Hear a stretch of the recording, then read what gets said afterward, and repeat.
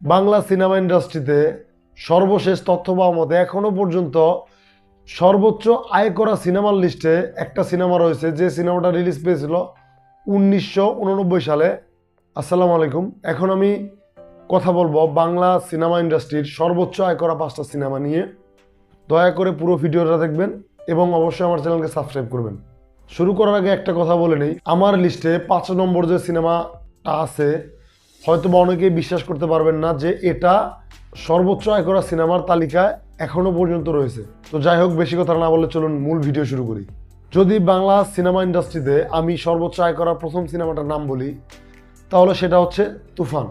2024 সালে মুক্তি পাওয়া শাকিব খানের একটি সিনেমা তুফান, যেটা বাংলা সিনেমা ইন্ডাস্ট্রিতে সর্বোচ্চ আয় করা মুভির তালিকায় এখনো পর্যন্ত আছে। উইকিপিডিয়া এবং বিভিন্ন থেকে জানা যে এখনো পর্যন্ত তুফান সিনেমাটা আয় করেছে মোট 54 কোটি টাকা, যেটা বাংলা সিনেমা ইন্ডাস্ট্রির জন্য সর্বোচ্চ এখনো পর্যন্ত। যদিও তুফান সিনেমার গল্পটা আমার কাছে খুব একটা ভালো লাগে নাই, কিন্তু তুফান সিনেমার প্রেজেন্টেশন এবং এই সিনেমার শাকিব খানের অ্যাক্টিং, তার পাশাপাশি অ্যাকশন দৃশ্যগুলো দুর্দান্ত লেভেলের ছিল।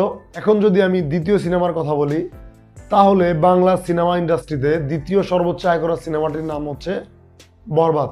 বিভিন্ন সূত্র থেকে পাওয়া বরবাদ সিনেমাটা এখনো পর্যন্ত আয় করেছে 50 কোটি 84 লাখ টাকার মতো। এই আয়ের মাধ্যমে বরবাদ সিনেমাটা বাংলা ইন্ডাস্ট্রিতে দ্বিতীয় আয় করা মুভির তালিকায় রয়েছে। যদিও বরবাদ সিনেমার গল্পটা আমার কাছে মোটামুটি ভালো লেগেছিল এবং এই সিনেমাটার স্কেল বা এই সিনেমাটা যে লেভেলে বানানো হয়েছিল সেটা আমার কাছে বেশ ভালো লাগছে। যদিও আমি কোনো পারফেক্ট সিনেমা বলবো না, এই সিনেমার মধ্যেও বেশ কিছু কমতি আছে, কিন্তু এটাও মোটামুটি বেশ ভালো একটা সিনেমা, আপনারা ট্রাই করতে পারেন। বাংলা সিনেমা ইন্ডাস্ট্রিতে তৃতীয় সর্বোচ্চ আয় করা মুভিটির নাম হচ্ছে প্রিয়তমা। বিভিন্ন রিসার্চ থেকে সর্বশেষ তথ্য পাওয়া মতে প্রিয়তমা মুভিটি এখনো পর্যন্ত 42 কোটি টাকার মতো আয় করেছে এবং এই আয়ের মাধ্যমে প্রিয়তমা তৃতীয় স্থান অর্জন করতে পেরেছে বাংলা সিনেমা ইন্ডাস্ট্রিতে সর্বোচ্চ আয়ের দিক থেকে। যদি আমি এখন প্রিয়তমা সিনেমাটার কথা বলি, তাহলে এটা মোটামুটি একটা সিনেমা। যদি সর্বশেষ 30 মিনিট সিনেমাটার গল্প বা শাকিব খানের অভিনয়ের কথা বলি, তাহলে সর্বশেষ 30 মিনিট ছিল দুর্দান্ত এবং এই সিনেমার যে প্রথম অংশ সেটা খুব বেশি ভালো লাগে নাই আমার কাছে। এখন যদি বাংলা সিনেমা ইন্ডাস্ট্রিতে চতুর্থ সিনেমার কথা বলি সর্বোচ্চ আয় করার লিস্টে, তাহলে সেই সিনেমাটা হচ্ছে রাজকুমার।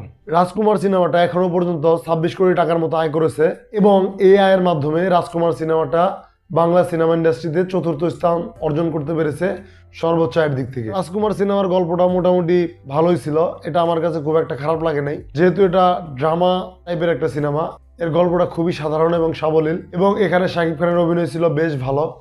আপনারা চাইলে একবারের জন্য হলেও এই মুভিটা দেখতে পারেন। এখন যদি আমি সেই কাঙ্ক্ষিত সিনেমাটার কথা বলি, হয়তোবা এটা আপনাদের অনেকের বিশ্বাস হবে না, বাংলা সিনেমা ইন্ডাস্ট্রিতে সর্বশেষ তথ্য পাওয়া মতে এখনো পর্যন্ত সর্বোচ্চ আয় করা সিনেমার লিস্টে একটা সিনেমা রয়েছে, যে সিনেমাটা রিলিজ পেয়েছিল 1989 সালে, আমার জন্মেরও আগে, এবং এই সিনেমাটার নাম হচ্ছে বেদের মেয়ে জ্যোৎস্না। আপনারা সবাই জানেন বেদের মেয়ে জ্যোৎস্না তৎকালীন সময়ের একটা সুপার ডুপার হিট সিনেমা ছিল এবং এটা দর্শক জনপ্রিয়তার তুঙ্গে ছিল। শুধু তাই নয়, এই বেদের মেয়ে জ্যোৎস্নাকে আমাদের পার্শ্ববর্তী দেশ থেকে শুরু করে অনেক প্রযোজনা প্রতিষ্ঠানই এটার রিমেক করেছে। এবং যদি আমি এই সিনেমার আয়ের কথা বলি, এখনো পর্যন্ত পাওয়া তথ্য মতে এই সিনেমা আয় করেছিল 25 কোটি টাকা। আপনারা একটাবার চিন্তা করতে পারেন যে বাংলা একটা সিনেমা যেটা 1989 সালে মুক্তি পেয়েছিল, যে সিনেমাটা আয় করেছে 25 কোটি টাকা। হয়তোবা বর্তমান প্রেক্ষাপট আলোচনা করলে 25 কোটি টাকা হয়তোবা কোনো সিনেমার জন্য বড় কোনো অঙ্ক নাও হতে পারে, কিন্তু বাংলা ইন্ডাস্ট্রির জন্য এটাই ছিল সর্বোচ্চ আয় করা সিনেমার লিস্টে প্রথম। বর্তমান সময় অনুযায়ী হয়তোবা এই গল্পটা আপনাদের কারো কাছেই ভালো লাগবে না, কিন্তু তৎকালীন সময়ে এই গল্পটা দর্শক জনপ্রিয়তার তুঙ্গে ছিল। তো এই ছিল আজকের দিন পর্যন্ত সর্বশেষ তথ্য পাওয়া মতে সর্বোচ্চ আয় করা বাংলা 5টা সিনেমা। অবশ্যই আপনারা কমেন্ট করে জানাবেন কোন কোন সিনেমাটা আপনারা দেখেছেন এবং কোন কোন সিনেমাটা দেখেন নেই, পরবর্তীতে দেখার ইচ্ছা আছে। যাই হোক, আর বেশি কথা বাড়াবো না। যদি ভিডিও ভালো লাগে অবশ্যই লাইক করবেন, কমেন্ট করবেন এবং শেয়ার করবেন।